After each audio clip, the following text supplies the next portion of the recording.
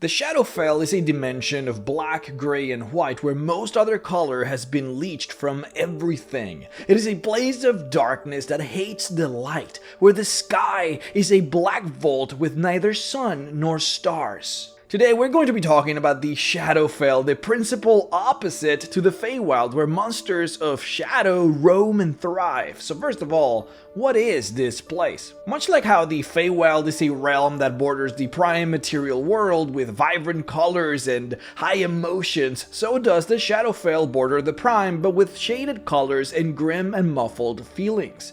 To you, the place would look simply like a dark version of the real world. Dark forests, crumbled ruins, skulls for decorations, shadow apparitions everywhere, mist that blocks sight, and a chilly cold that pervades the plain. Now, the Plane of Shadow was originally much more difficult to get to than it is nowadays, and because of it, it just wasn't as explored or as studied as much as, let's say, the Feywild. This is because the Plane of Shadow, according to Dragon Magazine number 213, originally was just a normal demiplane, one that grew to unbelievable size. Quote, swirling within the ethereal plane, large blobs of proto-matter collide and clump together. When significant amounts of a specific proto-matter has amassed, it acquires physical and magical properties of its own and becomes a demiplane. As a demiplane continues to acquire more of its base proto-matter over time, it eventually may become a plane in its own right.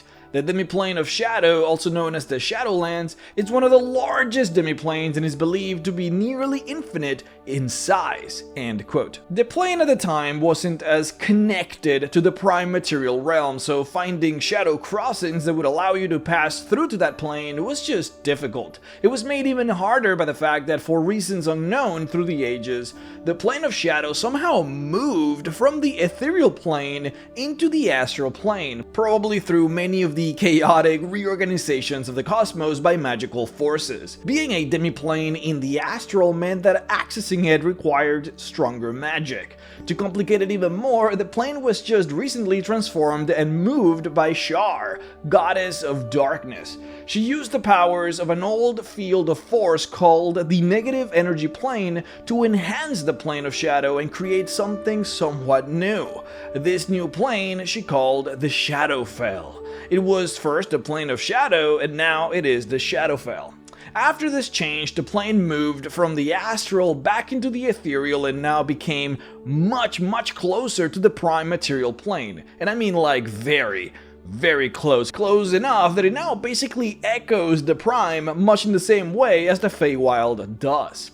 So really just a whole complicated mess of a process. This is why in most of the books about the Shadowfell that you read, you will find that you actually couldn't cast spells that related to the ethereal plane, because the astral plane does not border the ethereal. So you couldn't cast spells like Etherealness in the Plane of Shadow or spells like Blink. But hey, not to confuse things any further, nowadays the Shadowfell borders the real world and you can access it a lot easier now, sometimes by finding shadow crossings that take you to the other side or by casting certain specific spells. Now when I say that the Shadowfell echoes the real world, what does that actually mean? I mean it very literally. The Shadowfell is like a dark mirror to the real world, where you might see the same things but dark and twisted. The same locations found in the real world are found in the world of shadows. You would recognize mountains, roads, forests, lakes, but the Shadow Realm has a way of twisting these things to make them eerie. For example, if an army of orcs was to come down from the mountains to destroy a city, and a brave group of adventurers fought them back and defeated them, you might find that the shadowy version of that same city in the Shadowfell would show the city, but as if it was actually conquered by the orcs. In this example, the dark reflection of the city would be one that would show you what happens when good does not prevail over evil, where you might see torture, enslavement, ruins, and death in the city that you love. Further, the reflections are not just of things, but also of people. This we call dark mirages, where you might find people that you know in real life, but a dark, twisted version of them. Individually, you would call them Shadowborn. These shadow duplicates might behave mostly like your friends you know, but have some of their evil qualities enhanced. Literally think something like Persona 5, where you might travel to the Shadow Realm to see what evil qualities a person might have, and maybe how they are even enhanced. In fact, seers and fortune tellers, according to the lore, literally go to the Shadowfell to study these shadowy duplicates of people and of towns and cities to gauge what that might say about the future. Quote, Shadowborn look like their counterparts in the world, but they become paler or darker and take on a deathly aspect.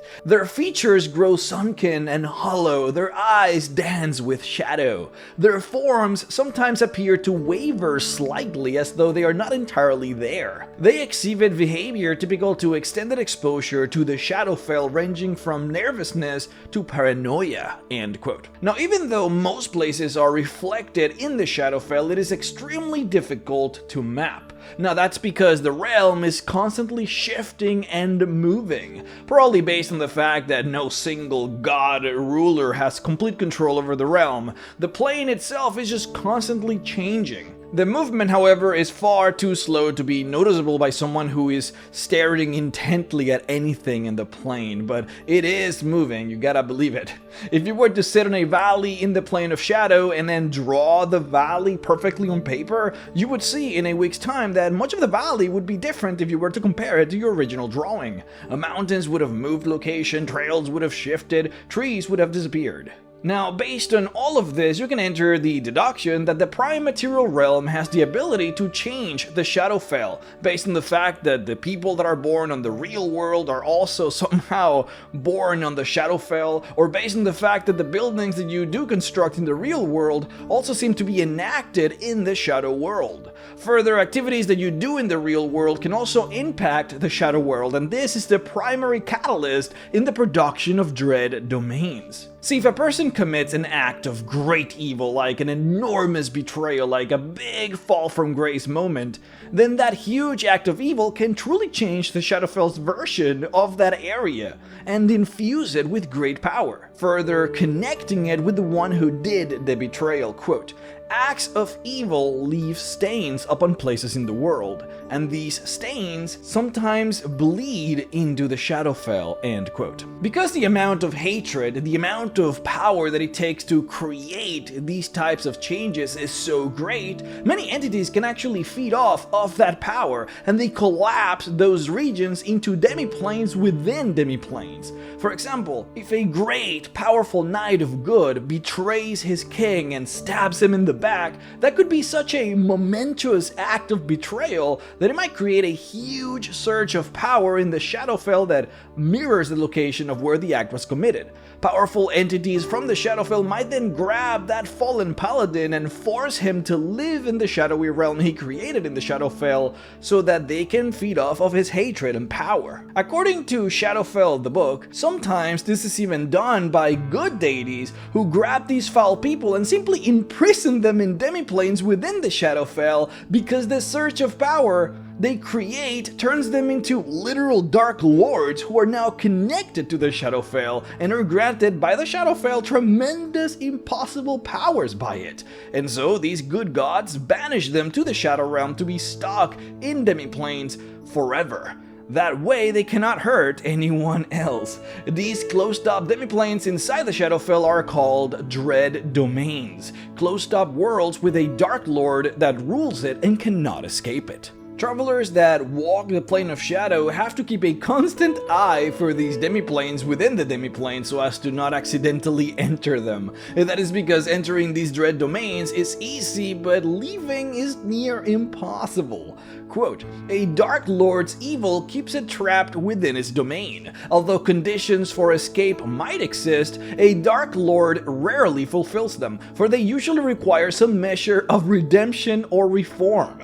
Entering a domain of dread is not difficult. Travelers work hard to avoid them though, for once a person enters a domain, it is challenging to leave. For natives of these domains, life is hard, even for the Shadowfell. They are suspicious and fearful, but these characteristics in no way lessen their need for aid. Heroes can earn great renown for facing the challenges in a domain of dread, especially the large ones that cover great sections of the Shadowfell. End quote. One thing to keep in mind too is this, quote, as the heroes of your campaign travel through the Shadowfell, they should bear one important fact in mind. It is a reflection of 1,000 worlds, not just their own. End quote. The Plane of Shadow is said to be a gateway to many different worlds, a transitory plane that one can use to traverse the multiverse if one is skillful enough. This is why in Curse of Strahd, you can find gods of different worlds and characters from other universes. Things can get even more interesting though when a person has a strong fate, a person who is bound for greatness but then dies before that greatness can blossom. The powerful soul sometimes moves through the thin layer between the material plane and the Shadowfell, and then the soul joins up in either the shadowy clone in the Plane of Shadow or is entirely reborn a new man in the Dark Plane. Quote, mortals who awaken in this way can find themselves changed. Death infects them, altering their mentality and their powers in subtle ways. Some feel like strangers in their own bodies, believing themselves to have been reborn as a dark twin to their former identity.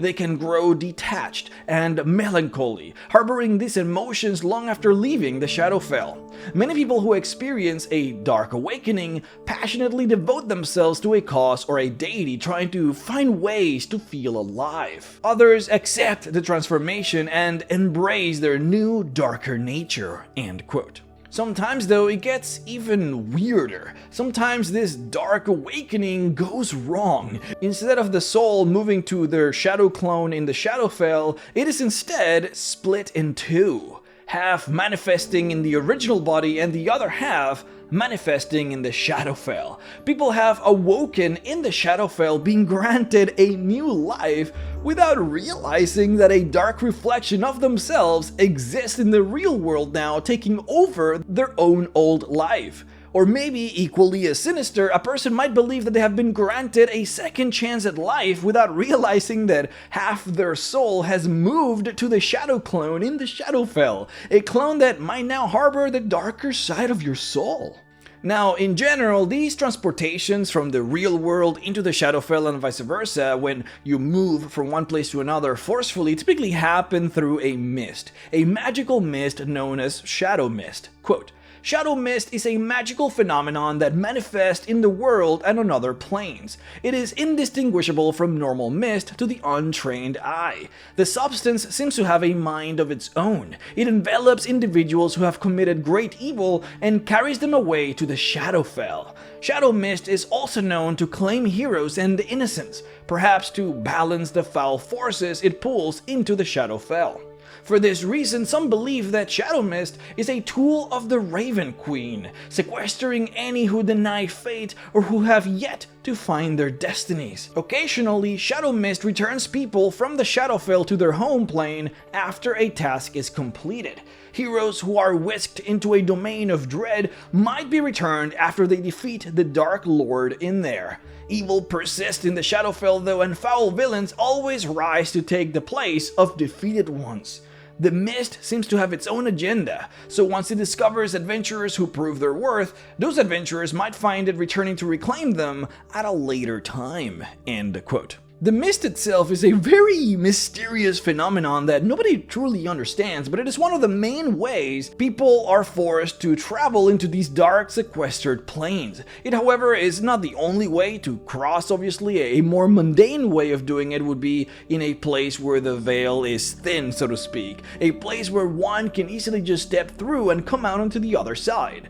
This is what we call a shadow crossing. Now, unlike Fey crossings though, one doesn't just simply really oopsie into a shadow crossing. It is a little bit more obvious, and they generally lay in sinister places where death suffuses the place. They exist in gloomy places where spirits or the stench of death lingers, and they manifest only in darkness. These subtle portals look like mirrors to the real world, but with dark changes. Sometimes the entrance might be on a dark pond inside a tomb, and if you were to look at the reflection of the pond, you would notice the shadowy reflection. Quote, "In the reflection, a bard's winning smile might distort to become a sinister sneer. A champion of good might see his or her armor and weapon soaked in the blood of innocence. These dark reflections do not depict reality, but instead shows the corruption an adventurer faces when passing to the world beyond." End quote. It's crazy that when you do pass through the portal and into the Shadow Realm, if you look back at the portal into the real world, you would see your world with the colors black and white reversed, like a photographic negative. Further, these entrances are pretty obvious to the denizens of the Shadow Realm because the darkness of the real world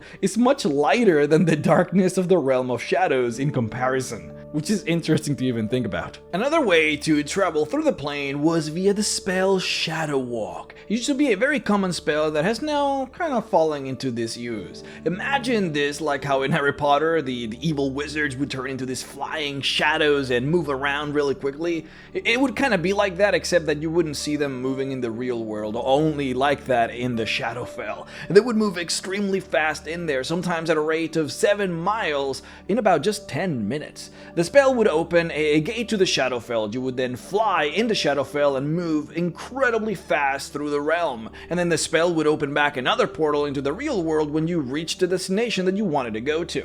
The spell wouldn't take you fully into the Shadowfell, but into a form of transitory state between the two, so both worlds to you would look blurry. You had to know where you were going if you were using the spell, or you would instead come out in a different place than anticipated. For the longest time in the lore, this was really the only interaction that people would have with the Plane of Shadow. You couldn't really reach the plane very easily, so this is just what people used it for. Spells that deal with the Shadowfell are very interesting though, because they tend to be extremely potent when compared to normal ones, particularly illusion magic. See, illusion magic is segmented into 5 different styles. The first and the most common one that people think of when they think illusion magic is what we call figment. Figment spells are the ones that create an image or a sound that really isn't there. It really just mimics something. Then there's glamour. Glamour magic fools the senses into perceiving something different. Instead of feeling cold, maybe you feel hot. Instead of seeing a human, maybe you see an elf. It can make something look like something else, basically. Then we have pattern magic. Pattern magic affects the mind, changing the way your mind works in ways that hinder you. They might make you not understand things. They might make you not be able to reach deductions. They basically mess with your intellect. They scramble your brain. Then we have Phantasm. Phantasm magic puts images from your mind right in front of you. It takes things that your brain knows and props them up for you to believe that you're seeing and feeling. Your brain believes them to be real so much that they can actually hurt you. Phantasms are interesting because observers see nothing. Only the person suffering the spell can actually see the phantasm. The last type of illusion magic is what we call shadow, and it is the most rare but also the most powerful type of illusion magic. These use the powers of the Shadowfell, specifically what we call shadow stuff, and creates illusions that are partially real and can actually affect the world, including physically damage you. And we're no longer talking about just psychic damage created by illusions. We mean real, tangible, physical pain.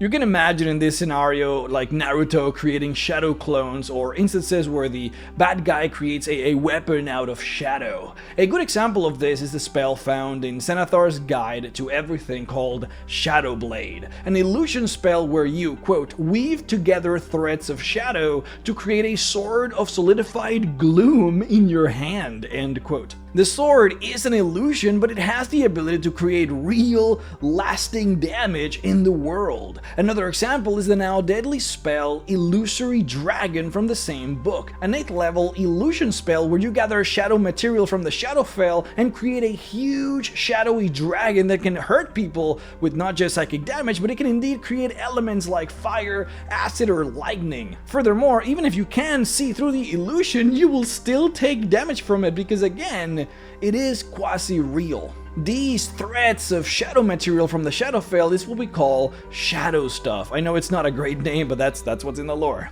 It works similar to an entirely new element. Just how you can find water in the plane of water or fire in the plane of fire, you find shadow stuff suffused in the plane that one can grab, manipulate, and form things with. The nature of shadow is such that it is extremely malleable and pliable, but it's never permanent. Building and using shadow stuff for construction had great power in the Shadowfell, but even there, these constructions were not permanent. Though with constant magic ushered into the construction, one could theoretically extend them indefinitely. Now, you can also use this shadow stuff to create normal illusions, not just damaging shadow illusions. If you did this, your illusions would be far more real. In fact, illusions in general in the Shadowfell are far more real than they would be otherwise in the real world because they all use this element of shadow. This is why in Curse's Strahd, you constantly find illusions that are not there but feel 100% real. The whole adventure is just strewn with these illusions. There is a whole subset of magic also that uses this shadow stuff and the weave of magic that flows through the Shadowfell to create entire new schools of magic. This we actually call the Shadow Weave. The Shadow Weave is the creation of Shar, goddess of darkness, a creation made in an effort to not rely on Mystra, the goddess of magic, with the purpose of maybe eventually even killing Mystra and have the world now rely on you for magic instead. In fact, one of the Drow gods, Veraum, is the god of shadow magic, and both Shar and Veraum work in tandem to explore this form of power and grant it to their followers. Now, the magic itself is very interesting in that it exists simultaneously with normal magic, and they are made to be difficult to interact with one another. For example, countering shadow magic with normal magic is more difficult, as it would be to detect it using detect magic or dispel it using dispel magic. Conversely, obviously, if you're using Shadow Weave, interacting with normal magic is also as difficult. Shadow magic, however, cannot be used for everything as it has strengths and weaknesses. This is from the Forgotten Realms campaign setting for 3rd edition. Quote, "The Shadow Weave proves less than optimal for effects involving energy or matter. You can no longer cast spells with the light descriptor, no matter what your level is. Such spells automatically fail. Your ability to use magic items that produce light effects are also limited." End quote. In 3rd edition, shadow magic was a feat, and as soon as you took it, you would basically completely change the way that you did magic. You couldn't create normal magic items anymore, only shadow magic items, for example. You also lost 2 points of wisdom for changing and getting this feat. Wisdom that you could only get back if you atoned with Shar, for only by using her counsel and praying to her could you truly explore this different style of weave magic without penalties. The positives, though, were that your spells from the enchantment, illusion, and necromancy schools were enhanced alongside spells with the darkness descriptor. Just like how the Shadow Weave works differently than the normal weave, so does magic work differently in the realm of shadows. Protection spells that ward you against specific beings, like against specific animals, might not work against the shadowy versions of those animals. According to Dragon Magazine number 213, normal plants do not grow naturally in the Shadowfell, so the plants that you do find there are inherently different, shadowy and magical plants that might be resistant to your normal plant-based spells. There is also no natural weather in the Shadowfell, which makes spells like control weather basically useless. Also, any creature conjured with conjuration spells in the Shadowfell will be made entirely of shadow stuff, which will behave real for all intents and purposes, but if ever taken outside of the realm, it will simply evaporate into shadow and mist. Back in the old days, you couldn't even contact gods or summon creatures from the outer planes into the plane of shadow because the plane was considered a form of ethereal plane. In fact, if you were a cleric, you wouldn't be able to recharge your spells of 2nd level or higher if you had a god that existed in the outer planes. And all of that, however, has changed now that the plane was moved to now mirror the material plane. So you don't have to worry about any of that stuff. But this brings us to using magic whilst inside of the Shadowfell. Some magics are more powerful inside of the Shadowfell while others are weaker, and it has a lot to do with the nature of the plane. The Shadowfell is a land of grim darkness, a place devoid of color and emotions and hope. Spells that produce light are significantly weaker in this realm, as is normal mundane forms of light. Lighting fires is harder than normal, and the fire that is produced is weaker and produces less warmth. Some books even say that fire spells are weaker in the Shadow Realm. But that's when sometimes you get contradictions. Some books say that spells that produce darkness are stronger here, while other books say that they stay the same. Though everyone appears to agree that necromancy spells are 100% stronger, however. You will find that zombies and skeletons that you raise in the Shadowfell will be more powerful and will last way longer. Death energy in general is particularly potent here because of what Shar did in order to turn the plane of shadow into the Shadowfell, which had a lot to do with manipulating negative energy into the realm. Now these evil-ish energies that suffuses the plane, they kind of change people if you stay there for too long. A small or long adventure in the Shadowfell won't really have any lasting effects on characters, but staying there for decades most certainly will. First and foremost, you need to know that time is perceived differently in the Shadowfell, as in time passed in the realm of shadows translates to longer time passing in the real world. Not necessarily because the days are longer or shorter in one location versus the other, but it is merely a matter of perception. First of all, there is no day or night cycle in the Shadowfell, so keeping track of time is already difficult as it is, but the real problem is the depressive state that people fall under while on the plane. This is described as time moving depending on the level of gloom that affects one's mind. Quote, "As a person succumbs to depression and apathy, time seems to slow down to a crawl. If one sinks into the deepest depths of despair, time seems to stop entirely." End quote. You might stand there crying over the body of your fallen comrade, wallowing in the despair of losing your friend in arms, while time just keeps on moving. To you, it would feel as if you have mourned your friend for maybe a good solid hour, but in reality, you have been wallowing in despair for days on end. Quote, "A visitor to the Shadowfell might feel as though days or weeks have passed, when in fact, years have gone by in his or her native plane. More than one traveler has ventured into the Shadowfell only to find that when he or she returned home, everything that person loved and cherished was gone." End quote. When you look at the Dungeon Master's Guide and you check out the Shadowfell entry, there it oddly says, "In remote corners of the Shadowfell, it is easy to reach horrific demiplanes ruled over by accursed beings of terrible evil.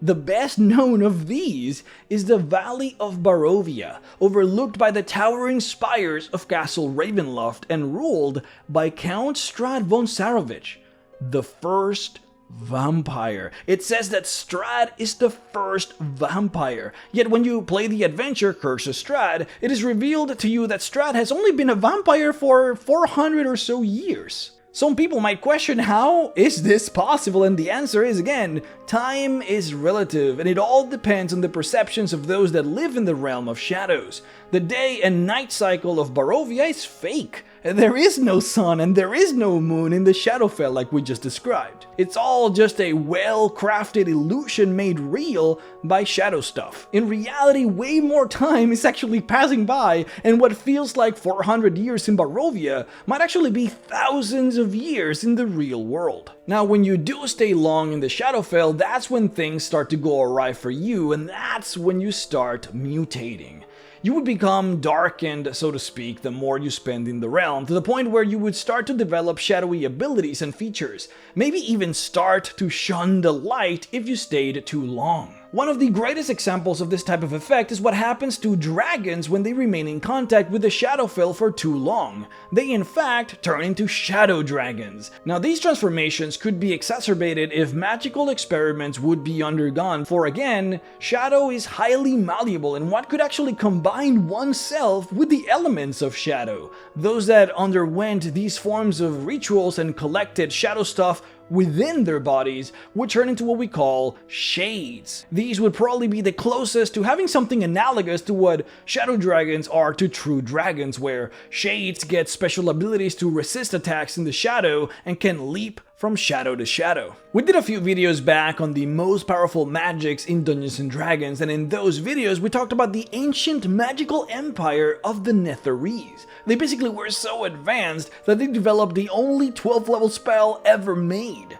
Well, when the spell backfired and the entire civilization of floating cities collapsed when magic momentarily died, one of the cities actually managed to save themselves. Foreseeing what was going to happen, one of the floating cities actually teleported the whole city into the Shadowfell to escape doom, and they did. In there, after centuries, the leading council turned into shades to become immortal, and now they're back. You can find the floating city of Thultenthar in the middle of the desert of Anorok. Or at least you would have. According to the present lore, about 3 to 5 years or so before the start of any of the 5th edition adventures, the city was brought down via a huge spell cast by Elminster, but yeah, you can still probably find a lot of these ancient shades somewhere out there, and of course the shadowy, massive city sunk somewhere there in the desert. Now, when it comes to the actual inhabitants of the plane, you will find that most of them appear to be either Shadowborn, so shadowy mortals who echo people in the real world, the Shadowvar, which are the descendants of the Netherese who escaped to the Shadowfell to avoid destruction, and the Shadar-kai, which are the followers of the Raven Queen. Other than these, you will find in lower concentrations ghosts and other forms of undead, and then travelers from other planes. And of course, the monsters like shadow demons and shadows and humans that got lost in the Shadowfell and have completely degenerated into other types of monsters like the Skulks, the Measles, and the Sorrowsworn, and of course the Shadow Mastiffs, which we all know and love. There are also monsters that have been banished to the shadows like the Skull Lords, who control large portions of the Shadowfell with their evil magic. But now, like I described it before, the actual layout of the Shadowfell is a mirror to the real world, so you can base your imagination from that. You have darkened, evil versions of all of the popular cities that you know, like Waterdeep or Baldur's Gate, with mountain ranges and forests that also mirror the real world. One particularly famous city is the city of Evernight, which is an echo of Neverwinter. I mean, look at this. This is incredible. This is awesome. There is also the big city of Gloomrot, better called the City of Midnight, which there is a whole book written about and which appears in some of the D&D novels. Then when it comes to big picture politics, most appear to be centered around deities and they're warring for control over the plane. This includes an all-out war between the Raven Queen and Orcus, the Prince of Undeath, with other deities like Vecna and Sehir doing the best to sabotage the Raven Queen in whatever way they can because, well, she is currently the most powerful deity in the realm. One of the reasons that she is so is because of her killing and absorbing of Null, the draconic god of death who used to reside in the Shadowfell.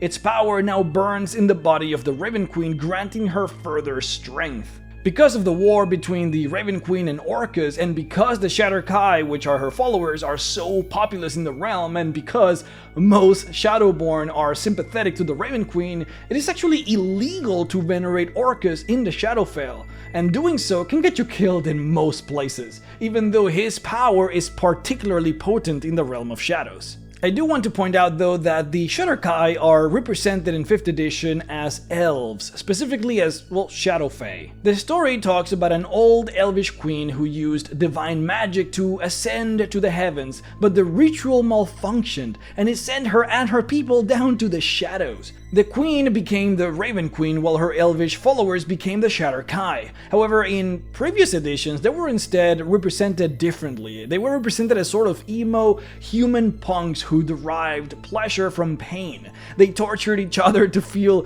emotions that otherwise were hard to feel in the Shadowfell. It's likely that at this point in time, based on the fact that the Shadowkai are supposed to be a major faction in the Shadowfell, like basically they're one of the most populous factions in the place, that they probably are represented by both elves and humans, and that what makes a Shadowkai nowadays a Shadowkai is mostly just the culture and the veneration to the Raven Queen. That at this point in time, the Shadowkai are not simply just of one race. This is somewhat furthered by the fact that the story of how the Shadowkai started in 5th edition, saying that they're all elves, it's described in Mordenkainen Tome of Foes as a legend and not as actual truth, so the actual truth is unknown. Lastly, as far as inhabitants of the realm, we have the Vistani, which I know that a lot of you already know. The Vistani are a large clan of nomads who travel all of the different lands of the Shadowfell. They rove outside the politics and concerns of the different civilizations in there and use their magic and guile to traverse the dark gulfs between worlds and expanses of the dark. Because of their nature and how far between worlds they travel used in the Shadowfell, to people in settlements they are actually bringers of exotic goods, of news, of services, and of many esoteric skills, and in exchange, they take any orphaned children that the settlement wishes to give them, and anyone of course who wishes to join them voluntarily. Their particular skill is being able to enter and leave the Shadowfell as well as many demiplanes inside at will, and it is said that they favor the unforgiving world of the Plane of Shadow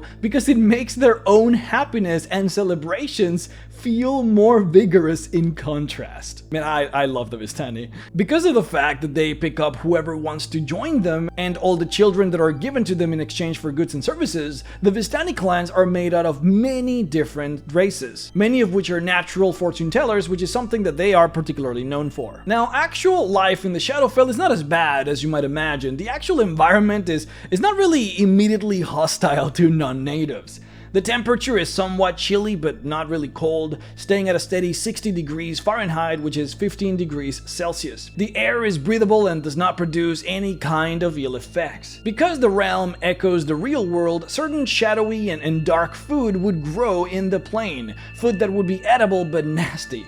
The food would sometimes ooze dark blood, and the water was generally thick and foul-smelling. However, it's interesting to know that staying in the realm for a long time would acclimate you to these things to the point where eventually you would start to enjoy them. The people in the realm, however, became more and more lethargic and bored the longer that they stayed. You could tell someone was a newcomer based on the fact that they still had vigor and energy. Now, to end the video, let's talk about the biggest legend in the Shadowfell, the legend of the Shining Citadel. The legend is born of the fact that the entirety of the Plane of Shadow has virtually no color, no hope, no light, no emotions.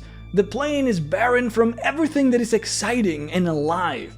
And the plane has been like this even before Shar summoned torrents of negative energy to suffuse the realm. When you enter the realm, slowly but surely your essence is being drained by some mysterious entity or cosmic force. The legend of the Shining Citadel stipulates that a powerful entity with the strength of a god must have had a hand in the original creation of the Shadowfell, but that a very, very long time ago an order of followers of said god got together and sucked all the life, light, and color from the realm in order to funnel that energy and build for that god the most beautiful and radiant citadel that the multiverse had ever seen. The story contends that this used to be a plane like any other until the citadel was constructed, and upon it, absorbing everything from the realm, it became then the Plane of Shadow. The plane, though, is thought to be infinite. It is so large that it contains a mirror of thousands and thousands of entire worlds. Because of this enormity, no one has ever found the Shining Citadel, but it is said that those who never return from a visit to the deepest regions of the Plane of Shadow have found it.